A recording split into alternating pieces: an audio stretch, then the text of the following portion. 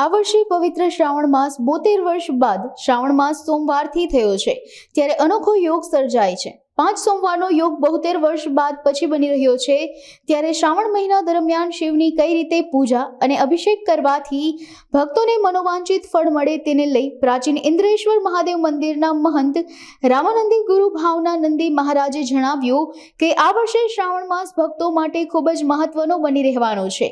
ત્યારે શ્રાવણ મહિના દરમિયાન ભગવાન શિવની પૂજા કરવાથી ભગવાન શિવના આશીર્વાદ પ્રાપ્ત થાય છે।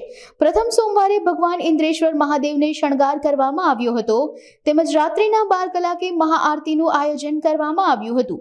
અંતિમ સોમવાર અને છેલ્લા દિવસે માં ગંગાજી ગણેશજીની સ્થાપના કરવામાં આવશે। ઇન્દ્રેશ્વર મહાદેવ અતિ પ્રાચીન જગ્યા છે અને અહીંયા વર્ષોથી શ્રાવણ મહિનાની એમ કહેવાય કે આજે 150-200 વર્ષથી અહીં મહાપૂજા ચાલુ છે, એટલે કે રાત્રે 12 વાગે ચારે સોમવાર અહીં મહાપૂજા થાય છે।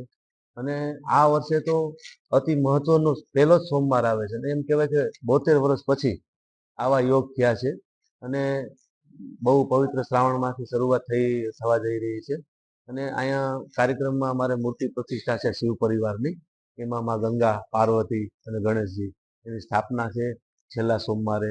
અને રાત્રે 12 વાગે અમારે એમ કહેવાય કે 1008 દીવાની મહાપૂજા થાય છે, એ પણ અહીંયા કಡೆ રાત્રે 12 વાગે યોજાવાની છે ચારે સોમવાર। અને આ તો એક અતિ પ્રાચીન જગ્યા છે અને ખરેખર ગઢ ગિરનારની ગોદમાં આ ઇન્દ્રેશ્વર મહાદેવનું અતિ પ્રાચીન જગ્યા આવેલ છે।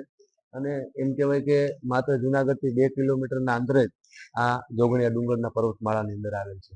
અને આ વર્ષે આપને કીધું એમ અતિ પવિત્ર સોમવાર એટલે કે 5 સોમવાર શરૂ થશે અને કેટલા વર્ષો બાદ આવા યોગ આવે છે।